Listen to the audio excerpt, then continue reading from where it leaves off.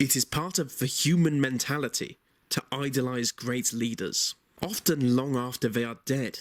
Many of these leaders show one face in public and another in private.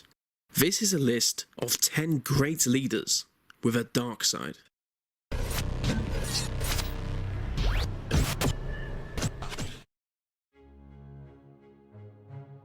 Straight off the bat, we've got Gandhi. Gandhi defied British imperialism and secured independence for the Indian subcontinent.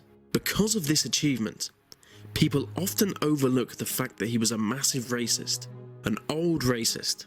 Just an old, weird, creepy Indian racist. He spent most of his life fighting for two things.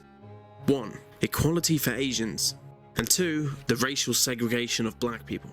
I can't quote anything he said about Africans on this channel because it's all so bad. But that is to be expected of a man who referred to Adolf Hitler as his dear friend. The recently deceased King Abdullah of Saudi Arabia is seen as a great reformer and advocate for women's rights. The reality is that he hated women, even his own daughters. 4 of his daughters are in prison for committing the crime of being female. During his last month in power, 2 women were arrested for driving a car. In 28 years, 2,000 people have been executed in Saudi Arabia, and less than 10% of the population were able to vote. So just to recap, he's about as much a feminist as Mel Gibson is a Zionist. Mother Teresa was seen as a living saint. She was a key figure in the Catholic Church. But the reality is, she was a power-hungry, murderous, stumpy Albanian dwarf with the fashion sense of one of the aborted fetuses she so often complained about. She knowingly and willingly caused the death and suffering of thousands of the poor by denouncing the use of condoms and denying basic healthcare to dying children. And this strange midget was genuinely awarded the Nobel Peace Prize. Margaret Thatcher was the first and only female British Prime Minister. From 1979 to 1990, she ruled with an iron fist. During the Falklands War, she ordered a retreating enemy warship to be destroyed. I guess so she could hammer home some kind of weird, unclear message. Documents have recently come to light showing her ties to child molesters.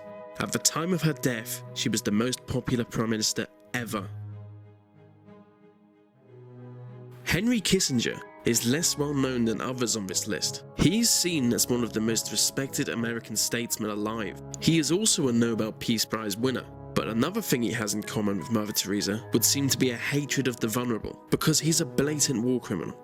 He once secured an extension to the Vietnam War, an unjust war by all accounts. He also played part in the illegal assassination of a democratic leader in South America. But possibly the worst thing about him is that he reminds me of Mother Teresa. She was awful.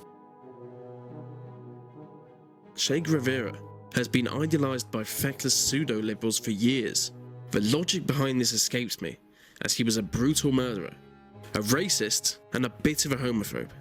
In fact, he mounted a campaign to have gays jailed, blacks sent to labor camps, and have democratic leaders slaughtered without trial. His last words were famously, "Shoot, coward. You are only going to kill a man." But they killed his friends too, so a minor victory for them. Nelson Mandela is seen by many as the last great politician. After spending 27 years in prison, he finally brought democracy to South Africa.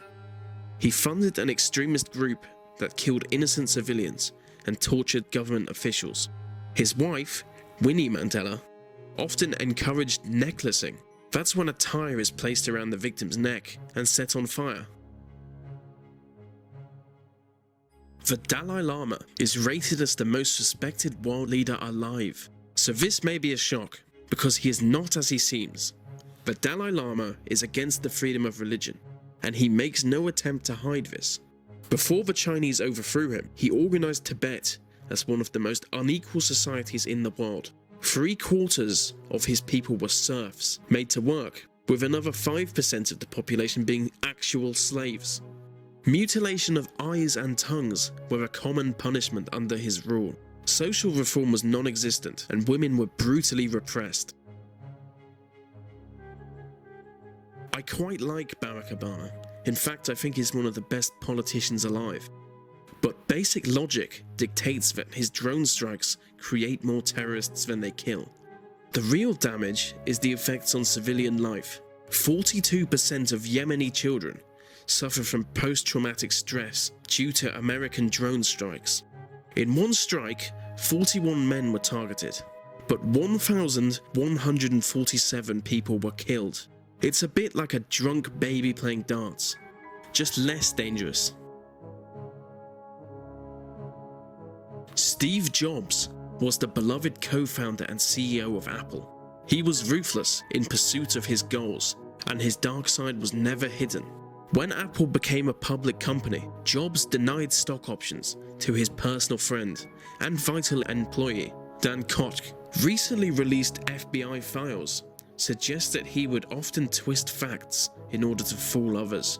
When he became Apple CEO in 1997, he cut all company charity work and eventually oversaw the use of brutal sweatshops in developing countries.